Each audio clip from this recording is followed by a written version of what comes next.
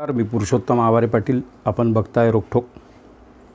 जसं की सर्वांना माहिती आहे, लोकसभा निवडणुकांच्या आधी महाराष्ट्रामध्ये वेगवेगळ्या सामाजिक संघटनांनी थेट निवडणूक प्रचारात या प्रक्रियेमध्ये सहभाग घेऊन लोकशाहीच्या रक्षणासाठी, संविधानाच्या रक्षणासाठी, सरकारच्या विरोधात, सत्तेच्या विरोधात एक निर्णय घेऊन मोदी, शहा किंवा भारतीय जनता पार्टी प्रणित सत्ताधारी या सगळ्यांचं बिंग बाहेर काढण्याचं ठरवलं होतं.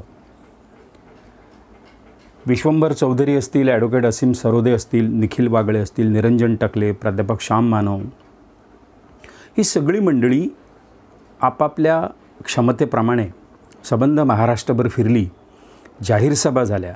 या सगळ्या सामाजिक कार्यकर्त्यांच्या महाराष्ट्रात 200च्या वर सभा झाल्या आणि लोकसभा निवडणुकीनंतर त्याचा परिणाम काय आहे हे आपण बघताच आहात. जरी हा टक्केवारीत आपण गेलो तर एक अर्धा 1% वर फरक पडला आणि त्यांनी किती जागांचा पराभव होऊ शकतो महायुतीच्या, आपण सगळ्यांनी ते अभ्यासलं असेल. विदर्भात मात्र प्रामुख्यानं या सगळ्या सामाजिक कार्यकर्त्यांनी एक आपापला इलाका, आपापला प्रांत वाटून घेतला होता आणि विदर्भात अखिल भारतीय अंधश्रद्धा निर्मूलन समितीचे संघटक प्राध्यापक श्याम मानव आणि त्यांच्या सगळ्या सहकाऱ्यांनी विदर्भामध्ये लोकसभा निवडणुकांच्या प्रचाराच्या दरम्यान जवळपास 36 जाहीर सभा घेतल्या आणि त्याचा परिणाम असा झाला की विदर्भात 10 पैकी जवळपास 7 जागा ज्या आहेत त्या महाविकास आघाडीच्या पदरात पडल्या. याचा अर्थ असा नाही की केवळ हे एकट्यांचं सहकार्य होतं किंवा या सभांमुळेच महायुतीचा पराभव झाला. महायुतीच्या पराभवासाठी, महाविकास आघाडीच्या विजयासाठी जे अनेक फॅक्टर कामात आले त्याच्यापैकी हा एक थोडासा महत्त्वाचा फॅक्टर म्हणावा लागेल. कदाचित या महाराष्ट्रातल्या महाविकास आघाडीच्या विजयात या सगळ्या सामाजिक कार्यकर्त्यांनी जे रण पेटवलं होतं, वातावरण निर्माण केलं होतं, या अभेद्य अशा महायुतीचासुद्धा सपाटून पराभव होऊ शकतो या पद्धतीचा आत्मविश्वास त्यांनी काँग्रेस कार्यकर्त्यांमध्ये पेरला होता. ते पेरणी करण्यात हे सामाजिक कार्यकर्ते यशस्वी झाले. आणि तुम्हाला सगळ्यांना माहीत आहे की असे कार्यकर्ते होते की जे कार्यकर्ते कधीच सक्रिय राजकारणात ज्यांनी सहभाग घेतला नाही, ज्यांना राजकारणाशी या राजकीय क्षेत्राशी काही घेणं देणं नव्हतं. एक विशिष्ट सामाजिक कॉज घेऊन त्या कॉजसाठी आयुष्य अर्पण करणारी ही सगळी माणसं होती. काही पत्रकार होते, काही सामाजिक कार्यकर्ते होते, काही आदिवासींसाठी लढणारे होते, काही संविधानाच्या क्षेत्रात काम करणारे होते, काही देवदासींसाठी लढणारे होते. या वेगवेगळ्या कॉजसाठी लढणाऱ्या माणसांनी लोकशाहीच्या बचावासाठी, संवर्धनासाठी पहिल्यांदा थेट राजकारणात उडी घेतली आणि वेगवेगळ्या प्रांतात काम केलं. त्यापैकी आपण बोलणार आहोत विदर्भातल्या महाविकास आघाडीच्या यशांवर. प्राध्यापक श्याम मानवांनी ज्या 36 जाहीर सभा घेतल्या त्या जाहीर सभांमधलं वातावरण तुमच्यासमोर आहे, त्याचा रिझल्ट समोर आहे. अनेक विजयी उमेदवारसुद्धा ते कबूल करतात की मानव सरांच्या या सामाजिक क्षेत्रातल्या गेल्या 40-50 वर्षाच्या योगदानानंतर त्यांच्यावर जो समाजाचा विश्वास निर्माण झाला, त्यांची विश्वासार्हता निर्माण झाली आहे, त्याचा हा थोडाफार का होईना हा परिणाम झालेला आहे. त्यानंतर या अंधश्रद्धा निर्मूलन समितीने असं ठरवलेलं आहे की केवळ लोकसभेपुरतंच या फॅसिस्ट शक्तीच्या विरोधात लढून चालणार नाही. ही लढाई थोड्याफार प्रमाणावर आपण जिंकली असली तरी केंद्रात पुन्हा मोदी शहांचं सरकार स्थापन झालेलं आहे. परंतु ही लढाई इथून संपली नाही. खऱ्या अर्थानं ही लढाई इथून सुरू झालेली आहे. त्यामुळे आगामी काळातसुद्धा जेव्हा ऑक्टोबर-नोव्हेंबरमध्ये महाराष्ट्र विधानसभेच्या निवडणुका होतील तेव्हा या निवडणुकीमध्ये सुद्धा मोठ्या प्रमाणावर नियोजन करून 288 विधानसभा मतदारसंघामध्ये वेगवेगळ्या कार्यकर्त्यांच्या 500च्या वर जाहीर सभा घेऊन या राज्यातसुद्धा महायुतीला परास्त करायचं अशा पद्धतीचा निर्णय 9 आणि 10 जून रोजी लोणावळा येथे जे अंधश्रद्धा निर्मूलन चळवळीची महाराष्ट्रातल्या प्रमुख कार्यकर्त्यांची एक विशेष बैठक झाली, या बैठकीत हे ठरवण्यात आलं. प्राध्यापक श्याम मानवांनी एक सविस्तर त्याची मांडणी केली. आपण ज्या पद्धतीने ही मांडणी केलेली आहे त्या पद्धतीची मांडणी जर आपण महाराष्ट्रभर व्यापकपणे करू शकलो तर आपण ज्ञानेश्वर तुकारामांपासून फुले शाहू आंबेडकरांची विचारधारा महाराष्ट्रामध्ये पुन्हा ताकदीनं पेरू शकणार. आणि त्यातून सांप्रदायिकता, वादी विचारसरणीची पावलं उखडून टाकू शकणार आहोत. आणि हे आपलं सगळ्यात मोलाचं आणि महत्त्वाचं काम राहील एका बाजूनं प्रबोधनाच्या पातळीवर, आणि दुसऱ्या बाजूनं त्याची परिणती प्रत्यक्ष निवडणुकीच्या रिझल्टमध्ये आणते. कारण आता आपल्या समोर प्रतीक आहे, सांप्रदायिकतेचं प्रतीक भाजप आहे. आणि आता आपण कल्पनेत नाही बोलत आहे, इंडिया आघाडीनं जी विचारधारा स्वीकारली किंवा काँग्रेसचा जाहीरनामा आपल्यापैकी प्रत्येकानं वाचला पाहिजे असं माझा आग्रह आहे. उपलब्ध आहे, तुम्हाला तो उतरवता आहे. तो जर जाहीरनामा आपण वाचला तर आपल्या लक्षात येतं की आपल्याला जे साध्य करायचं आहे ते सगळं काँग्रेसने कबूल केलेलं आहे. हे आपल्याला साध्य करायचं असं त्यांचा आग्रह आहे. बरं, हे दिलेलं खोटं अभिवचन आहे असं आपण आता खात्रीशीररित्या म्हणू शकतो की हे खोटं अभिवचन नाही. कारण राहुल एका बाजूने अतिशय कन्व्हिन्स झालेला माणूस आहे, तो खोटं बोलत नाही, आणि तो जी अभिवचनं जनतेला देतो ती अंमलात आणतो प्रयत्नपूर्वक. आणि ज्या ज्या राज्यांमध्ये त्याची राज्य सरकार आलेली आहे त्यांनी ती अभिवचनं पूर्ण केलेली आहे.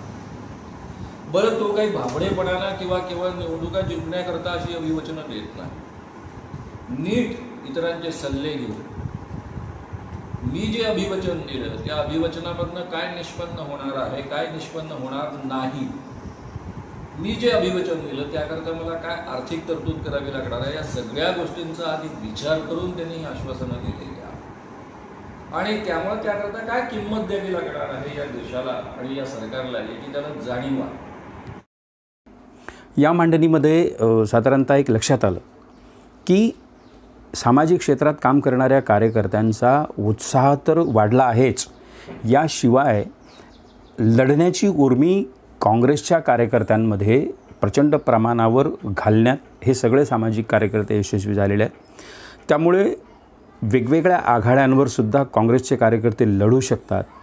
एक या सगळ्या सामाजिक कार्यकर्त्यांचा एक वैचारिक आधार काँग्रेसला मिळाल्यामुळे मोठ्या प्रमाणावर ही माणसं सगळी आपसातले मतभेद विसरून पुन्हा एकदा नव्यानं त्यासाठी भिडलेले आहेत.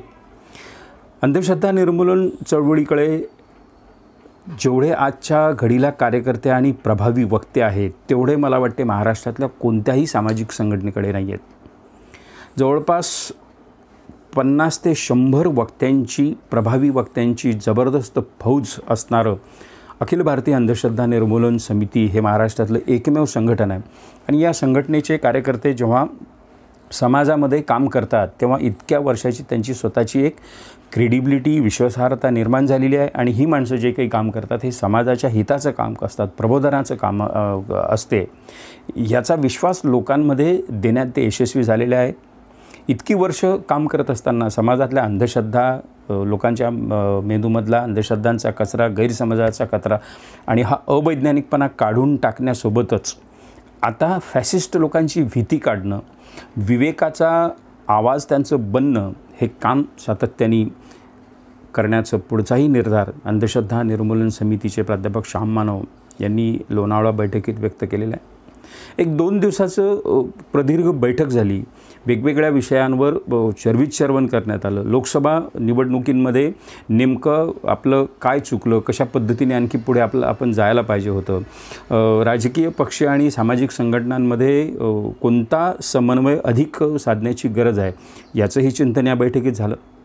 नवा उत्साह घेऊन, नवी साधनं घेऊन आणि लोकसहभागातून, विशेषतः लोकसभा निवडणुकींमध्ये ज्या विदर्भात श्याम मानवांच्या 36 सभा झाल्या त्या एकाही सभेला महाविकास आघाडीच्या कोणत्याही पक्षाचं फंडिंग नव्हतं.